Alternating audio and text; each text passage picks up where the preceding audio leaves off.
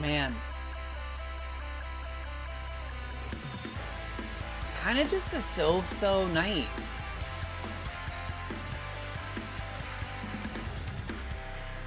I don't even know. Like, I'm not. I don't really have anything to say. Um, I think this is the problem. I think this is the problem with this is the problem with the Triple Crowns for me. Is just sometimes, and it's not that it was bad racing or anything. The racing was fine, but like there were no real dramatic moments. There were no real battles. Like literally, kind of the person that got the start kind of ran away with it. It it's just kind of what it is, and it really sucks, I guess, is what I'm trying to say. I don't know. I've been a big proponent of. I like the Triple Crowns occasionally. Um, I like them much better as the Monster Cup type thing. I like a one-off Triple Crown. You have a Triple Crown and that's it. Like that's fine. I like that. I like that. But doing it three times, this is what happens. Is sometimes you just get those nights where everything kind of goes as it is, and none of the guys get buried on the start, and everybody that's supposed to be up front gets up front and whatever. And this is one of those nights. And I don't know, man, because the layout looked great, but did this feel like the most boring track racing wise? Like it felt like everybody was going the same speed and really nothing that anybody could do about it. And just kind of bummed. I don't know. I don't know. Yeah, two wheel separation asked why was it boring track dirt triple crown. I think all of the above. I feel like the track was very one lined. I don't think that was just a bad design. It just kind of that's just kind of how it ended up. The dirt was slick, so maybe nobody was expecting to get anything wild. What is interesting is the spots that the most people were able to pass also felt like the worst parts at the same time. Like the big sweeping turn, the first turn was where I saw most of the passes happen. That was the one spot to pass, but that also was such a boring part of the track. Like even when there were passes there, it just felt boring. Like they were just boring passes. I don't know. Yeah, no, I'm with you, Broski Bear. Like I was legit. I told Rotowife like an hour ago. I was like, yo, I can't believe I have to do this live show after. I am feeling it, dude. Like I am already sleepy. So, but I don't know. But for those asking, Sexton, they never mention this until they mention it, kind of thing. Apparently, they are now billing. They've always done this, but they treat the Triple Crown as its own entity, its own little championship, the three races together. So Chase Sexton is the Triple Crown champion of 2023 because he got first, second, I believe is what he did for first overall or whatever. Um, but they never mention it. They never mention it until the third event. I remember the first year they did. Was it 2018 they brought in the Triple Crowns? Um, they literally didn't mention it once anywhere until the third one, and then they were being like, "Oh, Eli's going for the Triple Crown Championship," and I'm like, "Did you guys just make that up?" It literally feels like you guys just made that up this week because you needed to drum up some kind of drama or something.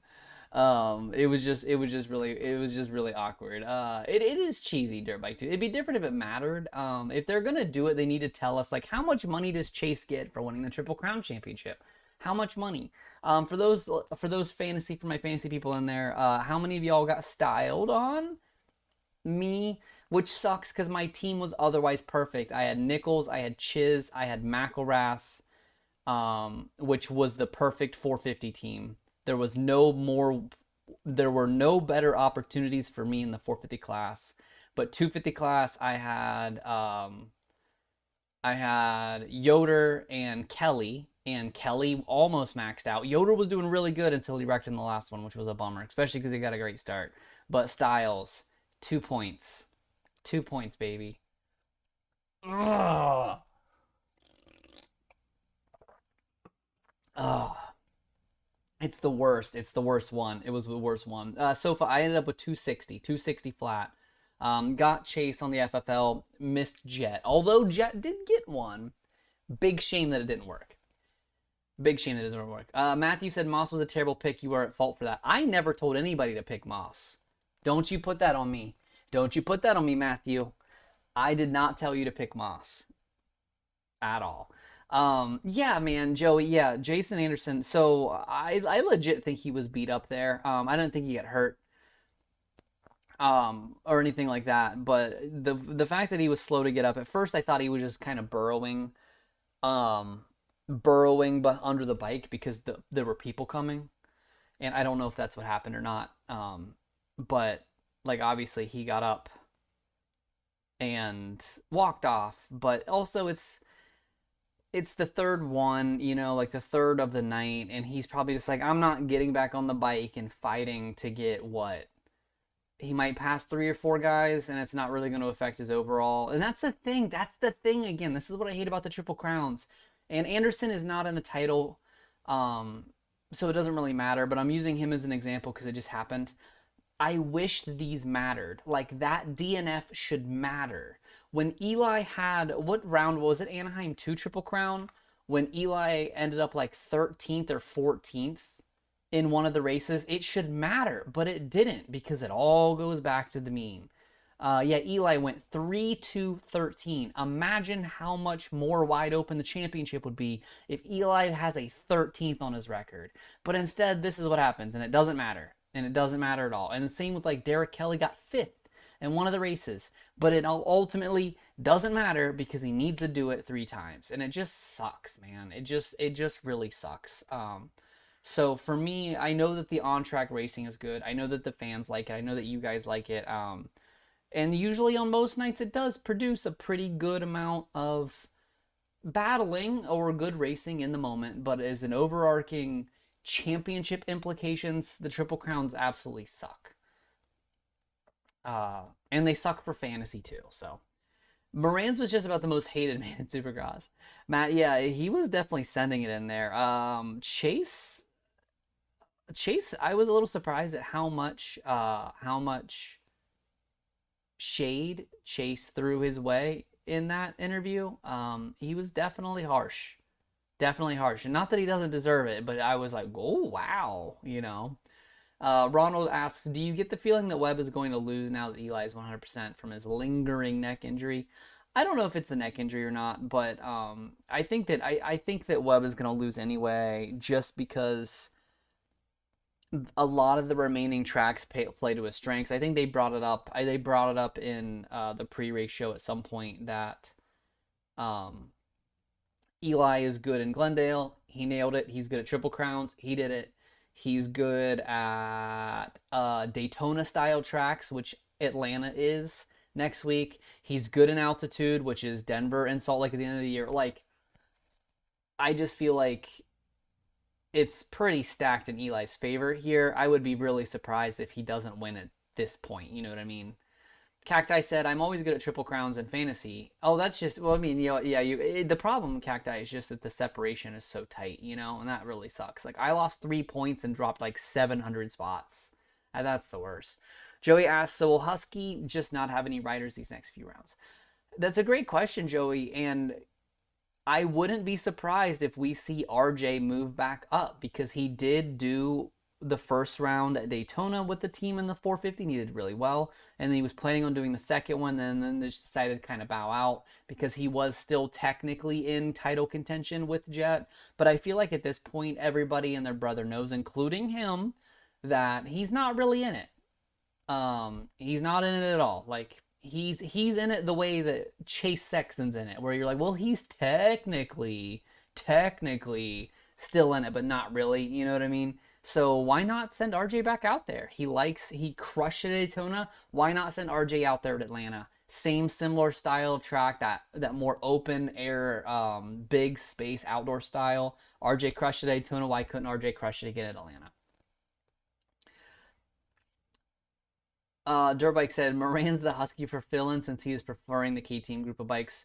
I'm actually surprised. I don't know if they would I think the biggest problem is just the fill-in thing is kind of over.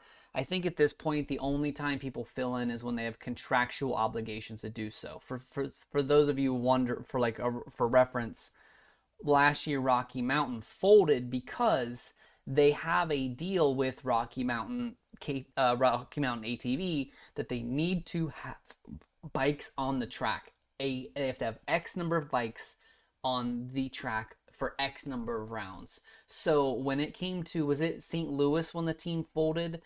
They were literally asking every single person in the pits. I'm not exaggerating you. They asked Norn, they asked Bloss, they asked John Short. They were literally asking anybody. I want to say they asked like Starling.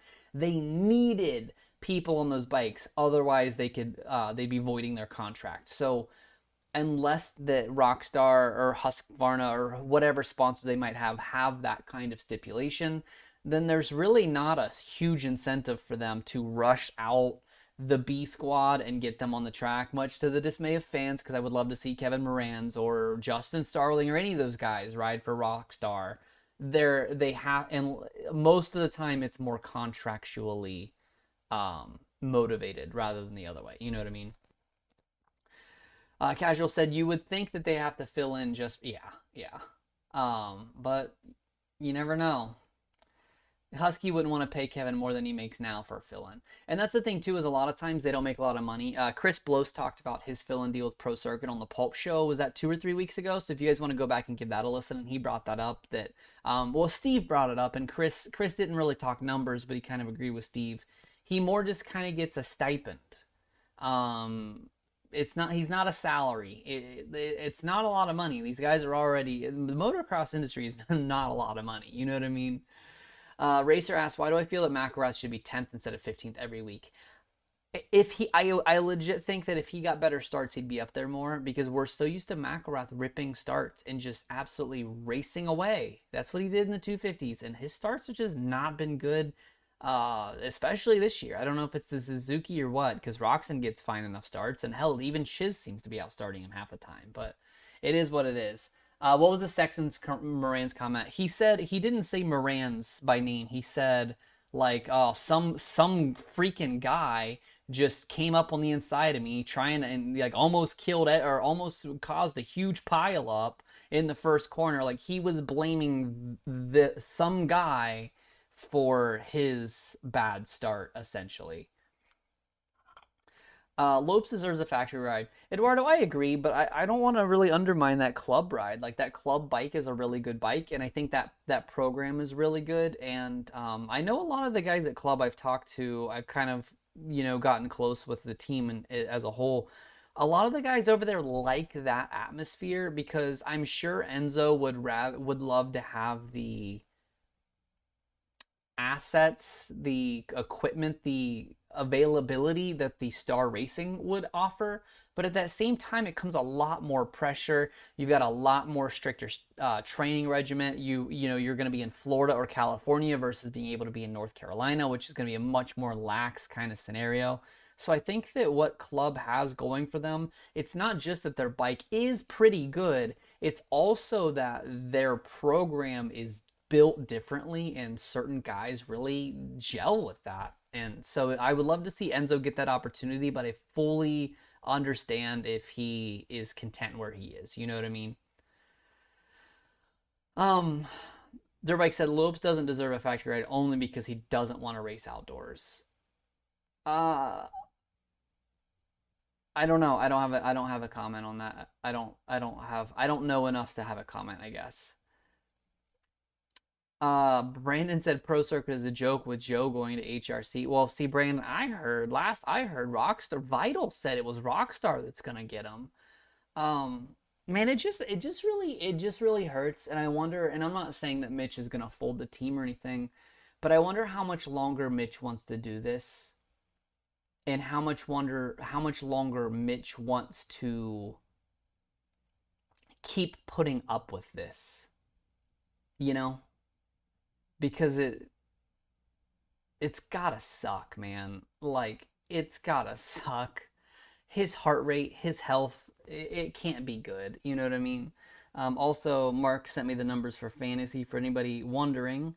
10,000 people picked a 450 FFL. 8,000 of them got it right. There were 9,922 championship teams. 10,600 at 250 FFLs. Only 1,300 got it right. I feel like Jet was a ton. Median score was 236, so that was like if you did over 236, you beat more people than people beat you. 15% of teams somehow still didn't have 8 in the main, even though it was literally guaranteed. So good there. What was Ryder D doing in futures again? Should be in the 250s. So RB, I know that he was not intending on racing Supercross this year. He's planning on going pro for outdoors.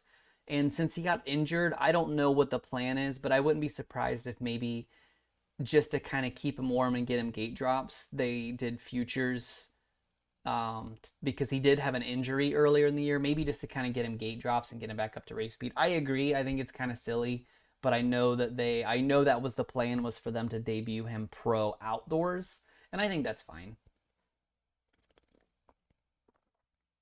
GC Volan retaining his ride. Ataki, I don't know who else takes it, if we're being honest. I think he's doing enough, because I don't think he's that far behind the next group of guys. I definitely think that Brown, Kitchen, Styles have him on speed a little bit, but they're just as inconsistent as him. And my biggest thing is always, if you're going to let that person walk, if you're going to let Voland go, who do you bring in instead? You know what I mean? Like, it's gotta be an actual upgrade, and I just don't see that. You know what I mean? Hey, dog, I appreciate you, man. Thanks for hanging out. I'll see you soon. Have a good weekend. Dozer said, Jet wasn't gonna let that cast a shadow on his 250 career. Only knocked the hat on him. I love how the broadcast though kept playing up that Jet doesn't have this triple crown. It's blah blah blah, and I'm like, oh yeah, that's what we're gonna remember when we're looking back on Jet's career 5, 8, 10, 15 years from now. We're gonna go, yeah, I don't know, man. That Jet Lawrence, he won a lot of races and won some titles, but he never got that triple crown. That was always the one that eluded him. Like, nobody is gonna talk about that. You know what I mean? Dirt Bikes asked, do you happen to know how many guys in and near the top 20 in SMX points don't plan on racing nationals for the 450s? I can give you a rough estimate. So I know that when I talked to them preseason, I asked like A-Ray, Cade, and Starling because they didn't race outdoors, if they would be interested in racing outdoors so that they qualify for the SMX, and all three of them said no. That could change, but I would say I don't see Cartwright, Starling, Clayson, or Chiz racing the full series. I could totally see them racing a few rounds, but I would go with those are the 4 that might only race select rounds. Mostly just because there's going to be a lot of the rounds, just like in Supercross, where there's no money in it, it's hot, it's miserable, whatever, and when they have those rounds where you have to drive halfway across the country and back for no money, they'll just skip that one kind of deal.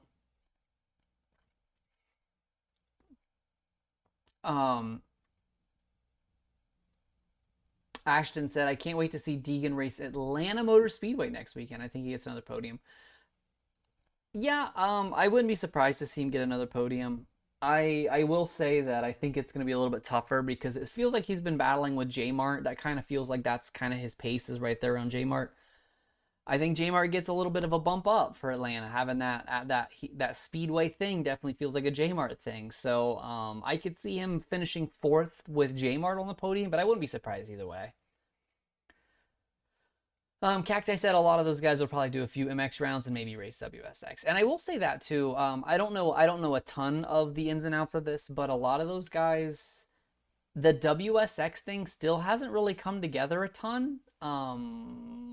There's still, like, I have talked to a team, and this team that I talked to still doesn't have, I think they have one rider signed for WSX. They have guys they're interested in, but one rider signed for WSX. So even the riders at this point and teams don't know what they're doing. So that's a little sketchy. It's a little scary.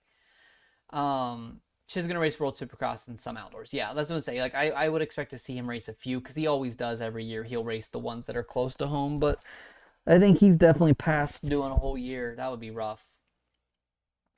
A Ray needs to retire and go full in the media, said Ronald. Ronald, he is. Yeah, this is his farewell tour. I don't know how publicly he said it. I know he said on the Pulp show, but I don't know how much he's advertised it. But the plan is to finish out this year. He wanted to, he wanted to be a full privateer. He wanted to go blue crew. He wanted to ride the bike he wants to ride. He wants to wear the gear he wants to ride. He wanted to just on his way out do that. So yeah, he's gonna make a little less money than doing maybe with a team deal, but he wants to race a little outdoors. He wants to do World Supercross if he can. He wants to have fun, and that's cool. You know what I mean? Joey G said, any tracks coming up you think Coop could have a good chance of winning? Honestly, not. I mean, not really. Not off the top of my head. Nashville. I think Nashville. I don't know about the dirt, like the track layout, but I think dirt wise, East Coast. I think Nashville would be a good spot for a coupe. Um, but really that's it. I think that's the only one that I would give him a significant bump on. You would want to say East Rutherford because East Coast and everything, but like Eli's been good there, so I don't know. It'll be interesting to see. He wants to enjoy the ride. Yes, yes, that. Dozer asks, Barsha Resurgence. It's just exciting to see him getting good starts and running up front. It's also been interesting to see him ride the way he's been riding because, again, when Anderson and Coop got together and all of a sudden Coop was back closer to Barsha, I feel like we were all kind of like salivating at the idea. We're like, oh man, Cooper better not. And you saw him. Like, you literally saw Cooper racing Barsha with a little bit of an awareness that Barsha was there. And even if Barsha isn't racing, the old Bam Bam style, these guys have to still respect him based on that reputation. They still have to be like, yeah, but Bam, at any moment he could just go and be Bam again. So that would be pretty cool. You think Tomac comes back next year? Daniel, no. I think he's done. I think all of these guys, they're just getting ready to retire. They've got other stuff going on. I talked to a writer, I'm not going to say who, but they put it up, they summed it up really well, and I'm not going to be able to say it as elegantly as they did, but they said, I love riding my dirt bike, but I'm not that interested in racing anymore. And this is a rider that is starting a family, and they're just kind of getting to that point where their priorities are just changing, and they still love riding their dirt bike, but it's the rest of the being a professional dirt bike rider that is just really weighing on them, when they just kind of want to try and do other things. They've been doing this since they were 5, you know what I mean? And I don't know. I guess we're all just lucky, if you can call it that we've had Tomac and Webb and Barsha and Roxon and Anderson and all of these guys wanting to race into their late 20s or even early 30s and still do it at a high level. That's really cool that we've been able to do that, but they're all on borrowed time, and I think we and they all know it. You know what I mean? Jose asked, any news on Robertson? I don't have anything, no. We'll definitely be sure to let you know as we know more. Brandon said, talk about Webb going to take Tomac's spot in 2024 at Star Racing Yamaha. So I don't actually have anything about Star, but I will say I have heard from good sources within my network of job some really wild stuff that Cooper Webb feels like he's kind of having a Ken Roxon experience, where everything that you've heard, if you've heard that Cooper Webb has ridden with blah team or has been talking to blah team or is maybe thinking about blah team. It feels like those are all true. Like it legitimately does feel like Cooper is entertaining all offers, and it feels like it feels like everybody is interested. Like pretty much every other team is like, because everybody has space right now. For those of you that don't know, right now, I believe on the record, Craig has another year on his deal. AC has a year on his deal, and I think that's literally it. Mookie is up, Anderson is up, Tomac is obviously up, Ferrandis is up, um, Webb is obviously up, Marv is expected to retire, AP is up. Like literally everybody is up. So everybody could end up anywhere at this point, and it's honestly it's gonna be the most fun off season we may have ever had. Dozer said Star typically wants younger riders. I'd be surprised if Webb gets in. The thing though, Dozer, is they want champions. If there's anything we've learned about it, and you say younger riders, but remember that it wasn't that long ago that they went out and grabbed J Mart and Craig because they wanted to win titles. So if Star wants to win and they don't think they can win with the crop they have, look at how they went and grabbed Robertson. Like that's the kind of thing they're going to do. So I would expect if Ferrandis has a bad outdoor year, if Ferrandis can't stay healthy, whatever it may be, whether they cut ties with him or not, they're going to need to bring somebody in that can immediately be a race-winning title threat. And if they lose Tomac, I don't think there's a better option than Webb if they can't have Sexton, and I don't think they can. I don't think Sexton to Star. I mean, I think Sexton to KTM is all but a done deal. I haven't heard really anything else that hasn't been that you guys don't know. But I don't know. I really think that Star wants to have a race winner at minimum. If they don't get Webb, I mean, they almost have to look at least at somebody like Mookie, Barsha, etc., because those guys are also up and they have ties with that team previously, because at least we know those are guys that can win heat races and run that pace. They're obviously not like championship material, but who is, you know? ASND asks, where do you put Eli on Supercross Mount Rushmore? After 51 wins. Yeah, we haven't even talked about 51 wins yet. I would say for just Supercross Mount Rushmore, I mean, like you got to put him. You got to put him number 3 for me. Yeah, you got to put him 3 for me. I want to put him 4. I do, and that's mean, but I want to put him 4. But you got to. I think you got to put him 3. You know. Um. Steve said they had Mookie no outdoors. Remember that Malcolm did race outdoors last year, and he will be, as far as we know, racing outdoors this year.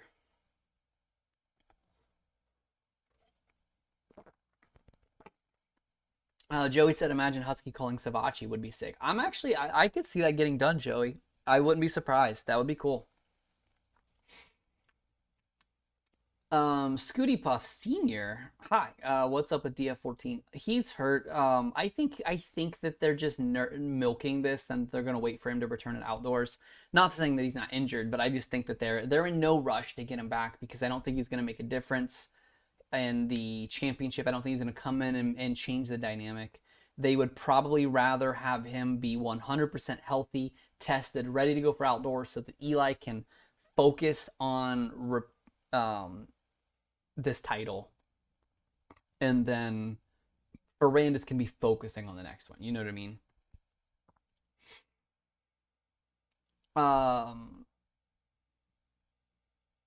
Do you know what was Kiefer's score? I don't, Eduardo, but I'll see if I can find out. I'm sure that we can get there. Casual MX said, what is your Supercross Mount Rushmore? I mean, it's got to be Jeremy, Ricky, Villapoto, Eli. I think it's probably your call where you put them. And I know you're saying what? No Stu. And I know Stu has the race wins, but so do I have any baseball people? Do I have any baseball people in here? For me, there's a metric in baseball and sabermetrics, which is I'm not gonna bore you to death with it. but the two numbers they use for Hall of Fame is like total wins above replacement, and then something that is like their best 7-year period. Now, baseball has a much longer span than motocross does, so 7 years is a long time. Let's just say like 4. If you said like what are the best 4 seasons in a row, like a 4 to 5 year span, I need guys to have that kind of span. And RV's like 4 to 5 year span was an incredible run. He retired on top after having a dominant 4-year run. You know what I mean? And for me, that's it. And that's where I think that Tomac gets the knock a little bit, but he does have a lot of wins. He has the titles, etc., etc. He has the longevity. He has these things. But at the end of the day, he doesn't have like that 4 years of dominance like a lot of the other guys have. So, so yeah, like it might be blasphemous because Stu meant a lot more to the sport, if that makes sense. He meant more to the sport than RV did. He meant more to the sport than arguably Eli does. But as far as like his raw race winning ability, success on the track, I have to put him at 5, and that kills me to say that out loud. But there's just too many good people right now. There's just too many good people. So Cacti said the only critique for RV on Mount Rushmore is that he wasn't around for as long. And again, and that's fair. And that's fair. I guess, but would it be better if he did the Chad Reed and he stayed way past his prime and his welcome, and then you're just, you just want to take him out back and put him down? I don't want to see that either.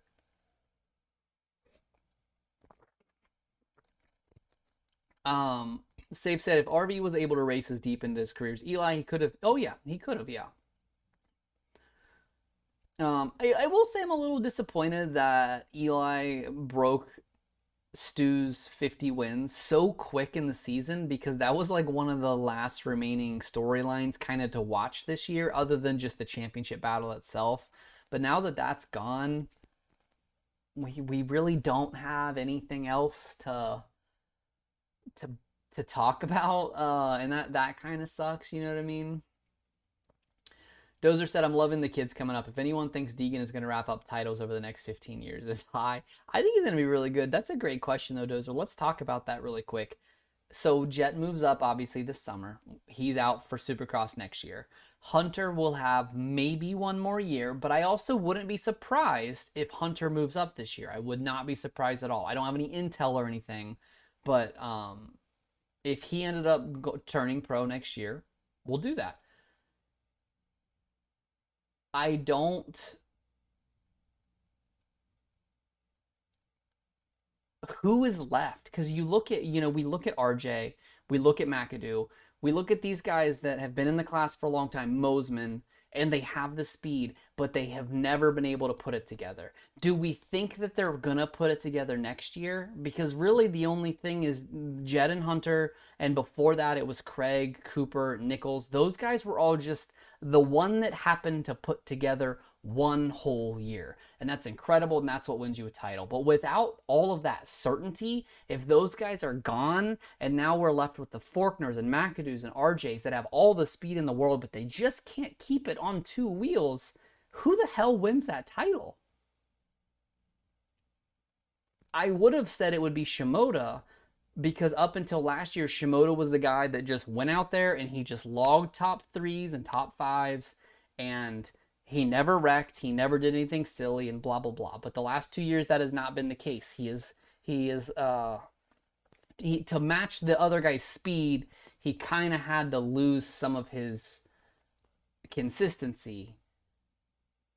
And I just don't know. I think we are going to be so treated in the next few years, because I don't see there being a clean-cut, dominant 250 force coming into the class or already in the class that's going to be like, oh yeah, that's the title guy. I just don't see it. I think it's literally going to be we're going to be able to have a discussion again of, I don't know, man, who do you think it's going to be? And we're all going to be able to make good points and then have to wait until we watch them race it out. You know what I mean? Cacti said RJ is on track to get second to Jet twice. I think he could get it done next season. I just feel like, and this year's been much better. Again, he was saved by his big goof up round coming in the Triple Crown round. So then he didn't actually have to pay the penalty for having that bad round because it all averaged out. What was his score? That was Anaheim 2, right? Yeah, RJ went 122-13.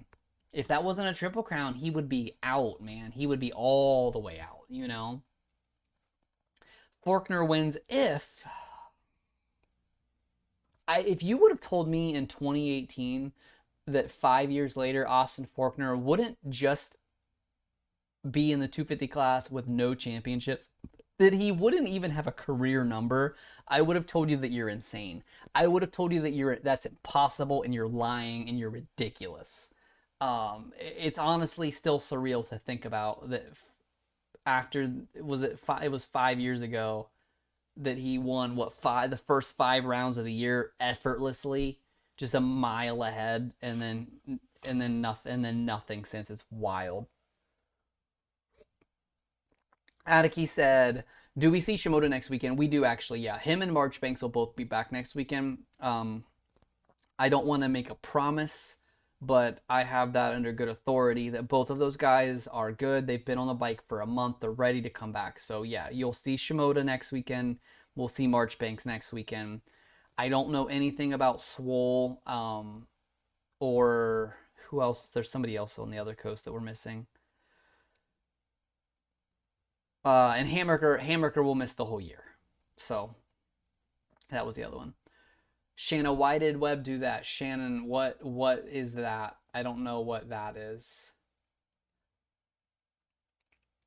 What did you think about Webb lining up on the outside right by Tomac? Oh, is that what you're asking about, Shannon? Mind games, maybe? Mind games? I don't know. I don't know why you would line up on the outside. I guess his idea was that... I don't know. I guess you could make the case that that corner, the racing line in that corner, or the fast line in that corner, not on the start, was to kind of go outside to in. So maybe Webb thought that he could somehow cut under or slingshot around Tomac. I don't know. But the only other thing I can think of is to literally just make Tomac try to make Tomac wonder why he's lining up on that side, because that's not the smart decision. I don't know. I don't know, man. It really didn't make any sense. So I'm not really sure. Nathan said, I was hoping for Roxon to pass Webb in that last lap and give him the finger guns. Nathan, that would have been incredible, but I don't know if you can finger gun for 5th place. Aaron said, with Taka Shimoda looking to move to a new team to try to get a new personal brand deal, do you think we'll see less Team Gear sponsors to lure more profitable riders? That's a great question. Yes and no. So Aaron, I think the problem is that when you look at Pro Circuit, I think Pro Circuit was able to have the all-inclusive team deal for so long because they were so successful. So like, yeah, you're going to lose some of that personal gear money going to Pro Circuit, but you're going to the be-all, end-all, best champion producing team of all time. But that has not been the case for a very long time. It has been incredibly long since that has been the reputation. So I think that Pro Circuit would probably benefit from not doing that if they could afford it. However, I think Star does have that lockdown. Do you want to go to Star? Do you want to ride the best bike in the class? Do you want to be a part of the best program in the sport? Then you're going to have to play by our rules. And our rules are you're wearing Thor, you're wearing 100%, etc., etc., etc. So I'm not surprised that the only two teams that really do that at this point are Pro Circuit and Star, but Pro Circuit is really, their leash is very short, I think. They're going to have to figure something out soon, you know what I mean? I will be excited though. I would be stoked to see Joe go to Factory Honda. I don't really want him to leave Kawasaki though. I definitely don't want him to go Austrian. That's for sure. I don't know.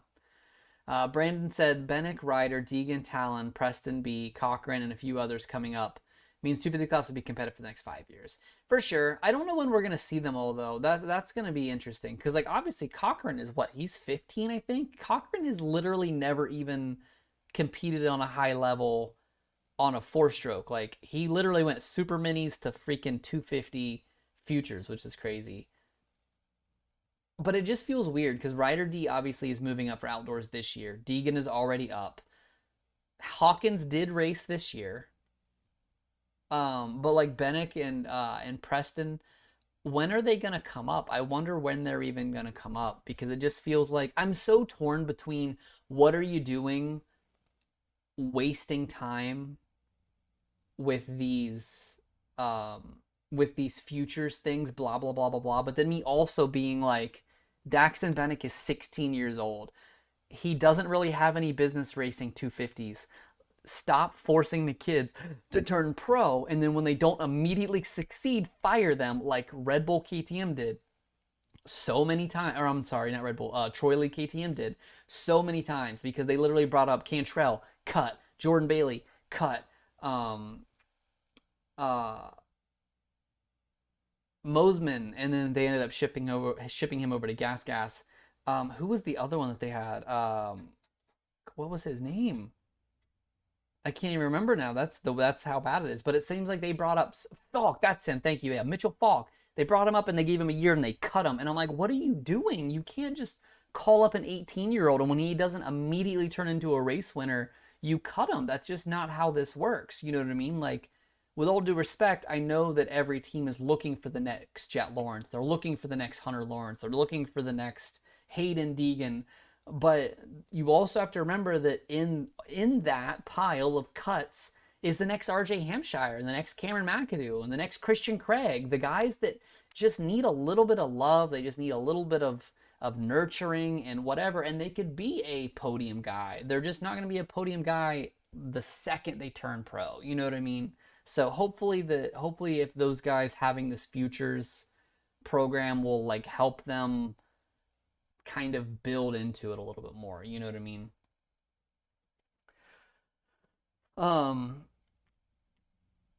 How to said I think Joe's trying to go to Husqvarna KTM. That's according to Vital, not Racer X, actually. Dozer said Honda lets riders choose sponsors separate from corporate. Yeah, so Geico was different. Geico was separate. Honda is not. Honda feels like it because 3 of their 4 guys wear Alpine Stars, so I could see if people were confused thinking that all of the deals are in-house, but they're not. Brandon said Preston just switched teams since Loretta Lynn's. He is also from the same town. Oh, nice. Battleground, Washington. Yeah, I remember it being kind of a big deal. I don't follow amateurs. Does anybody here follow amateurs? Because I don't really. So like I'll tune into Loretta's and I'll catch a little bit of stuff. I was actually thinking about going. We have our Loretta Lynn area qualifier locally here in a couple weeks, and I was thinking about going just to hang out and see if I can catch any names that I've heard, kind of thing. Aaron said Thor usually is known for keeping their riders close, like you see with Web AP for race. That makes sense. That makes sense. I don't know anything about Thor and the ins and outs of. It's the gear. I could definitely afford to brush up on my gear brand knowledge and relationships. But yeah, I don't know, man. It was just overall, it was kind of I don't say a bummer night. It wasn't bad or anything, but it definitely just felt like a bland Triple Crown night. But hey, we go back west. We have another speedway track, which is really exciting next week. Oh yeah, I forgot to mention this earlier. So for those of you that are on the Patreon, you probably already know this, or if you watched the fantasy video on Pulp, you would have seen this. But if you didn't, this will be the one for the Patreon this month for April. So if you're not already a member of the Patreon, you can join the Patreon.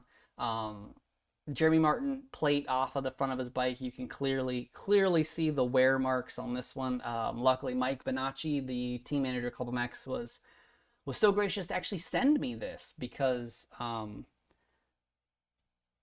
something goofed up and I was supposed to get one at the race when I was there, and then it ended up getting either misplaced or thrown away or somebody else took it. So he personally sent me another one. So we got a Jeremy Martin front number plate going out for the giveaway for April. So